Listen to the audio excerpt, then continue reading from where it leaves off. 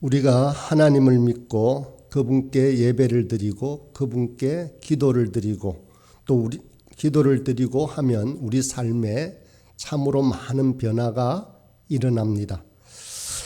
그럴 때 예배의 자리에서 하나님께 예배드리고 골방에서 하나님께 기도드리는 것, 또 가정에서 가족을 대하고 또 직장이나 일터에서 대하는 동료를 대하는 태도에서 일관성이 나타나게 되어 있습니다.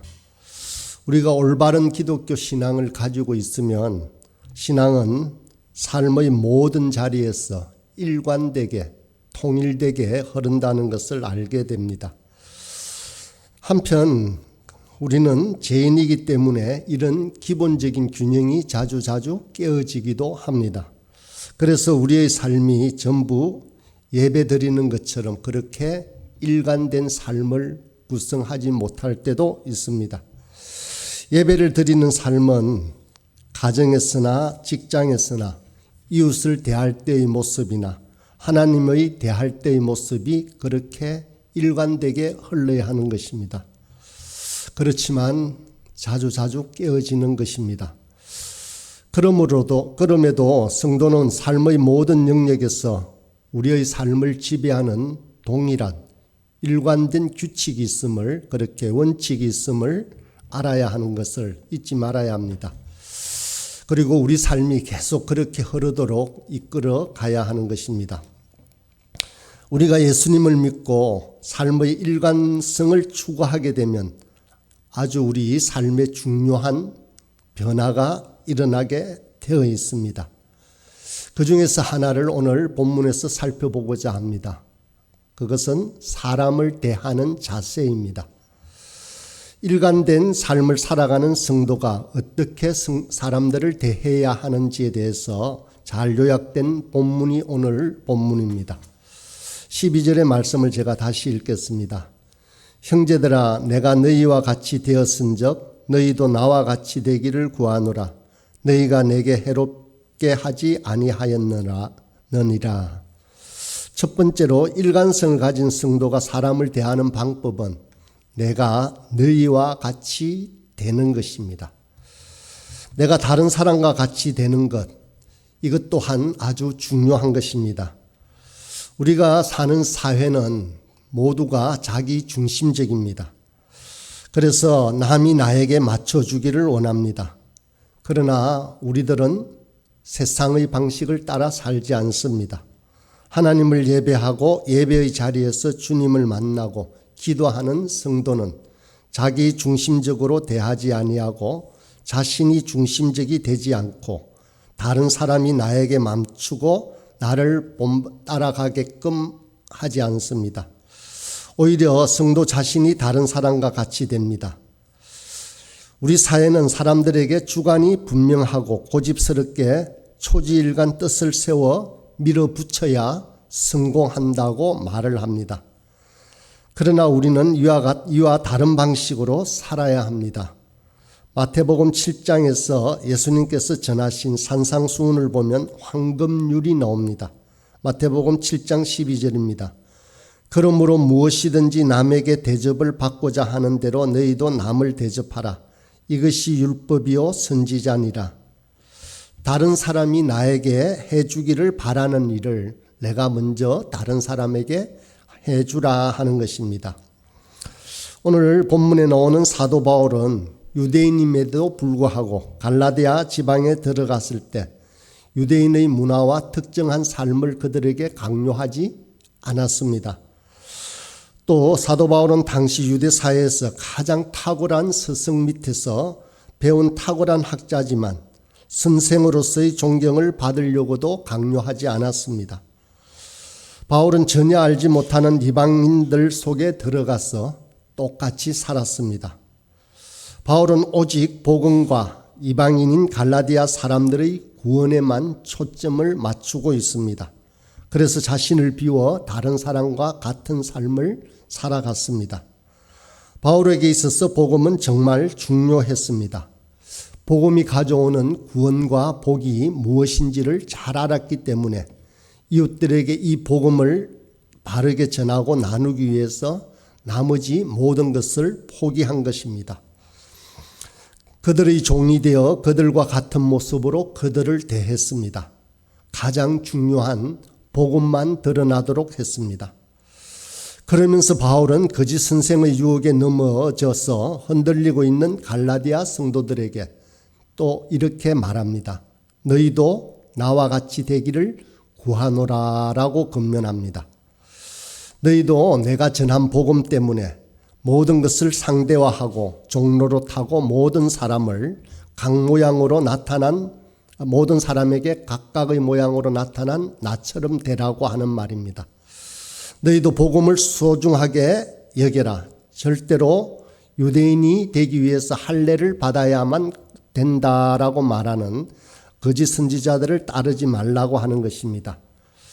복음 하나만 가장 소중하게 여기면서 다른 사람을 그렇게 먼저 대접하는 나를 본받고 나와 같이 되라라고 말씀하고 있는 것입니다. 성경은 내가 남과 같이 되는 것이 사람을 대하는 첫 번째 원칙이라고 가르치고 있습니다. 객관적 기준도 없이 되는 대로 좋은 사람이 되라고 말하는 것은 아닙니다. 갈라디아서 초반부에서 보았지만 목에 칼이 들어와도 하늘의 천사라고 해도 양보할 수 없는, 타협할 수 없는 진리와 복음이 있었습니다. 그 진리와 복음에 참여하는 방법은 하나님의 방법밖에 없습니다. 공로나 자격으로 일하는 것이 아니라 믿음으로 말미암아 은혜로 받는 구원에 참여하라는 것입니다.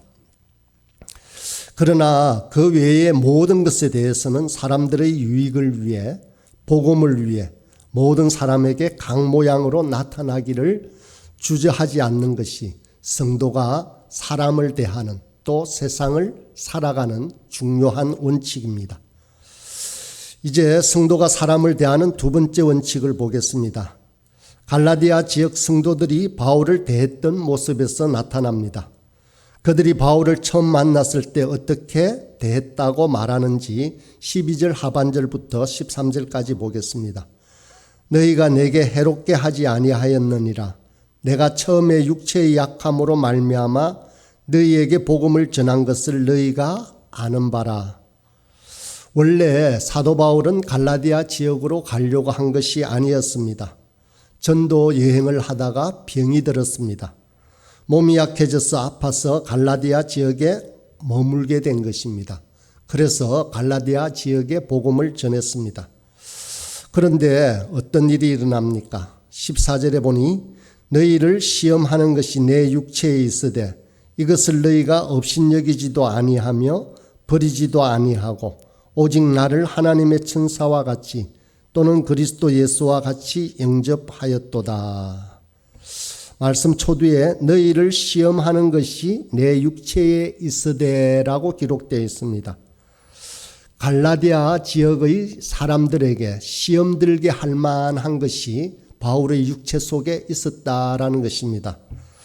그것은 바로 바울에게 표가 나는 질병이 있었다는 것입니다. 이 부분은 여전히 학자들 간에 논의가 많이 있지만 갈라디아 지역 북쪽 늪지에 많은 밤빌리아 지역에 모기에 물려서 말라리아에 걸렸다라고 보는 학자도 있고 또 우리가 아는 대로 15절에 보면 너희가 눈이라도 빼어 나에게 주었으리라 라는 본문에 근거해서 바울에게는 안질에 걸렸을 경우도 있을 것이다 라고 봅니다. 또 다른 학자는 본문 전체적인 뉘앙스로 보아서 안질보다는 간질에 걸렸을 것이라고 주장하기도 합니다. 바울이 간질에 걸려서 복음을 전하다가 경련을 일으키는 모습을 보았다면 그렇다면 시험 들기에 딱 좋은 그런 모습이었을 것입니다. 아무튼 여러 가능성이 있지만 확실히 무슨 병인지는 정확하게 알 수 없습니다. 단지 분명한 것은 바울의 질병이 가시적으로 그렇게 드러났다는 것입니다. 그 질병이 그렇게 드러났을 때 사람들이 복음과 바울 자체를 얼마든지 거절할 수 있는 상황이었는데 그러나 14절에 보면 너희가 업신여기지도 아니하며 버리지도 아니하였다라고 합니다. 바울이 어떤 병의 증세를 보였을 때 갈라디아 성도들은 바울을 업신여기거나 침을 뱉으며 경멸할 수 있는 상황이었음에도 불구하고 그렇게 하지 않았다는 말입니다. 오히려 하나님의 천사와 같이 그리스도 예수님과 같이 바울을 영접하고 환영했다고 합니다. 이것이 사람들을 대하는 성도의 두 번째 자세입니다. 성도는 사람들을 바라보며 그가 가지고 있는 재능과 탁월함 때문에 그 사람을 대접하는 것이 결코 아닙니다. 대접받을 만한 사람을 대접하는 것은 세상 모든 사람들이 다 하는 행동입니다. 성도가 사람을 대하는 방식은 다릅니다. 우리를 실족시킬 만한 것이 상대방에게 있어도 주님의 이름으로 주님을 대하는 것처럼 주께 하듯이 존중하고 아낄 수 있어야 합니다. 가장 귀한 것을 주어서라도 상대방을 귀하게 대하는 것이 사람들을 대하는 우리의 방식입니다. 오늘날 우리가 사는 이 세상은 얼마나 차가운지 모릅니다. 교회 안과 밖이 너무도 차갑고 날카롭습니다. 우리는 교회에서도 많은 사람들을 만납니다. 모두가 부족합니다. 이 땅에서 완전한 사람은 결코 없습니다. 문제가 없는 이상적인 교회가 이 땅에도 어디에도 없습니다. 그런 사람으로 빚어가고 그런 교회로 함께 수고하며 만들어갈 뿐입니다. 서로의 허물이 드러날 때 덮어주고 우리 서로의 모습이 연약함이 드러날 때 예수님을 대할 수 있는 절호의 기회인 줄 알고 비난이나 나쁜 말을 하지 않아야 합니다. 어저께 목사님의 간증으로 우리는 그렇게 또 들었습니다. 한 자매의 아픔이 우리에게 닥쳤을 때 우리가 어떻게 대해야 하는지 그리고 그때 어떤 생각을 해야 하는지를 우리 도전받았습니다. 그런데 갈라디아 지역 성도들에게 문제가 생겼습니다. 15절입니다. 너희의 복이 지금 어디 있느냐?